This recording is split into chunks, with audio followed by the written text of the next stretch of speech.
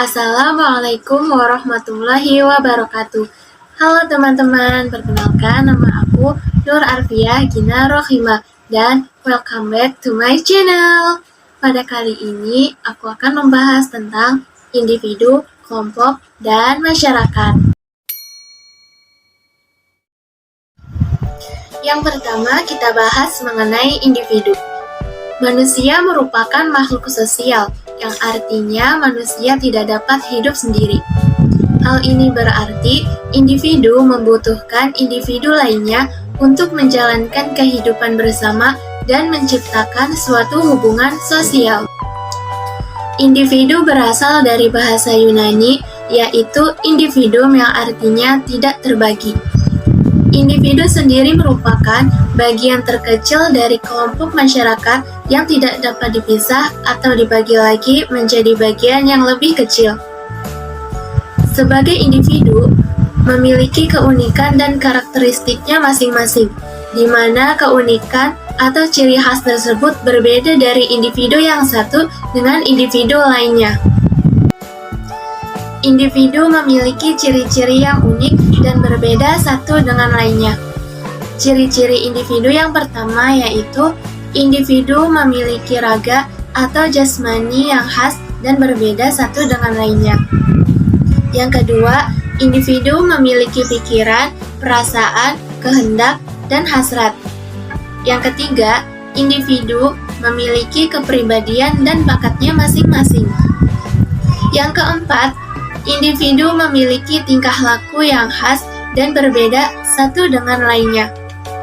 Yang kelima, individu memiliki naluri, seperti naluri untuk bertahan hidup, naluri untuk mempertahankan keturunan, dan naluri untuk mencari kepuasan. Dan yang keenam, individu memiliki karakteristik yang sama dengan yang berbeda antara satu dengan lainnya yang berada dalam kelompok yang sama. Individu memiliki karakteristik yang unik dan berbeda-beda. Karakteristik yang pertama yaitu openness to experience. Openness to experience ini adalah karakteristik individu yang terbuka terhadap pengalaman baru seperti ide maupun imajinasi. Biasanya individu yang memiliki karakteristik ini memiliki sifat suka berpikir secara mendalam, cerdik, kreatif, artistik, memiliki rasa penasaran yang tinggi, dan inovatif. Karakteristik individu yang kedua yaitu conscientiousness. Conscientiousness ini adalah karakteristik individu yang sangat berhati-hati dan penuh pertimbangan dalam melakukan suatu tindakan. Umumnya, individu yang memiliki karakteristik ini memiliki sifat disiplin yang tinggi, rajin, dapat diandalkan, bertanggung jawab, dan dapat bekerja dengan cermat dan terperinci. Karakteristik individu yang ketiga yaitu extroversion. Extroversion ini adalah karakteristik individu yang terbuka dan nyaman ketika berinteraksi dengan orang lain. Umumnya, individu yang memiliki karakteristik ini memiliki sifat ramah, mudah bergaul, antusias, mudah bersosialisasi, dan juga tegas. Karakteristik individu yang keempat yaitu agreeableness. Agreeableness yaitu karakteristik individu yang kooperatif dan selalu ingin menghindari konflik terbuka dengan orang lain. Biasanya, individu yang memiliki karakter ini memiliki sifat suka menolong, tidak egois, bisa dipercaya, penuh perhatian, dan tidak menyukai perselisihan.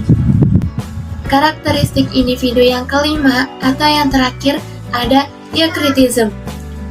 Diakritism ini adalah karakter individu yang terbuka terhadap tekanan dan menilai kemampuan seseorang dalam menahan stres.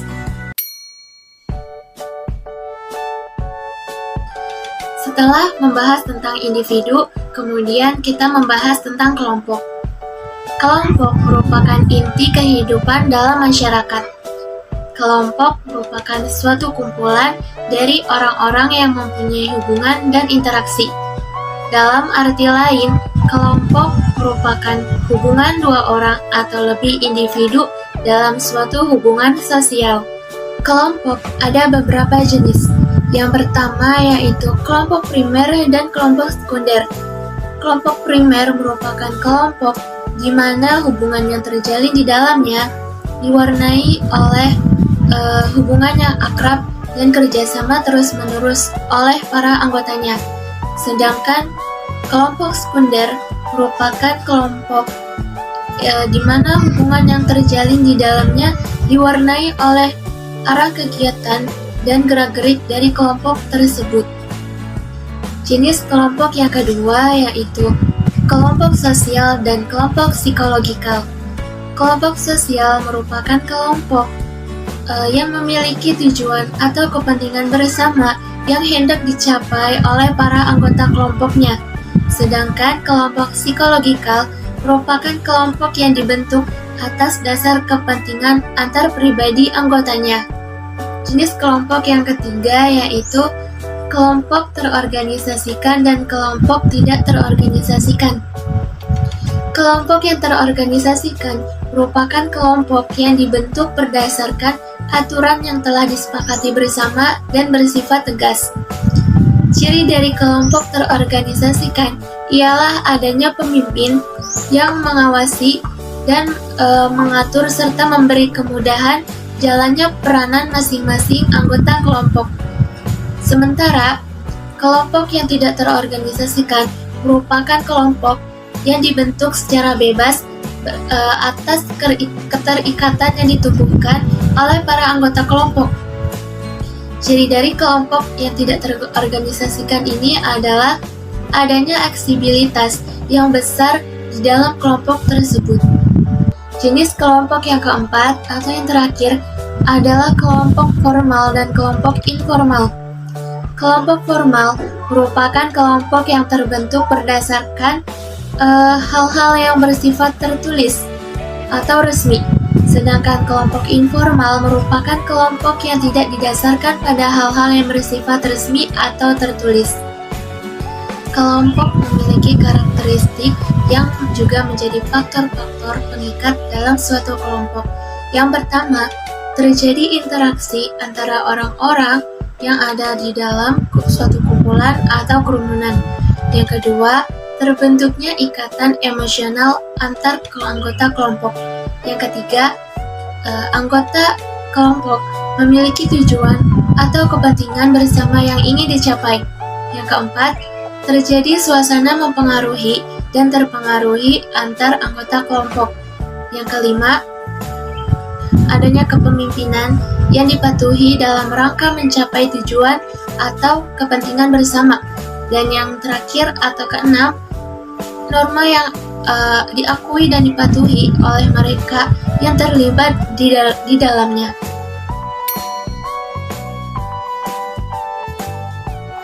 Setelah membahas tentang individu dan kelompok, yang terakhir kita membahas tentang masyarakat.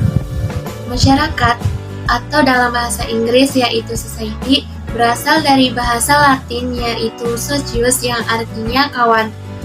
Masyarakat juga berasal dari bahasa Arab yaitu syaraka yang artinya ikut serta dan berpartisipasi. Masyarakat merupakan sekumpulan manusia yang saling bergaul atau saling berinteraksi. Masyarakat juga memiliki ciri-ciri.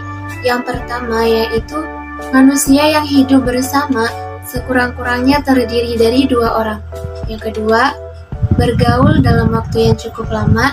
Yang ketiga, adanya kesadaran bahwa manusia merupakan bagian dari suatu kesatuan. Dan yang keempat, menghasilkan kebudayaan. Itulah pembahasan mengenai individu, kelompok, dan masyarakat. Dari pembahasan tersebut, dapat disimpulkan bahwa manusia merupakan makhluk yang sosial. Manusia tidak dapat hidup sendiri, melainkan membutuhkan orang lain untuk keberlangsungan hidupnya, seperti orang-orang yang ada dalam suatu kelompok ataupun masyarakat. Sekian pembahasan yang dapat saya sampaikan. Kurang lebihnya mohon maaf. Semoga bermanfaat untuk kalian semua.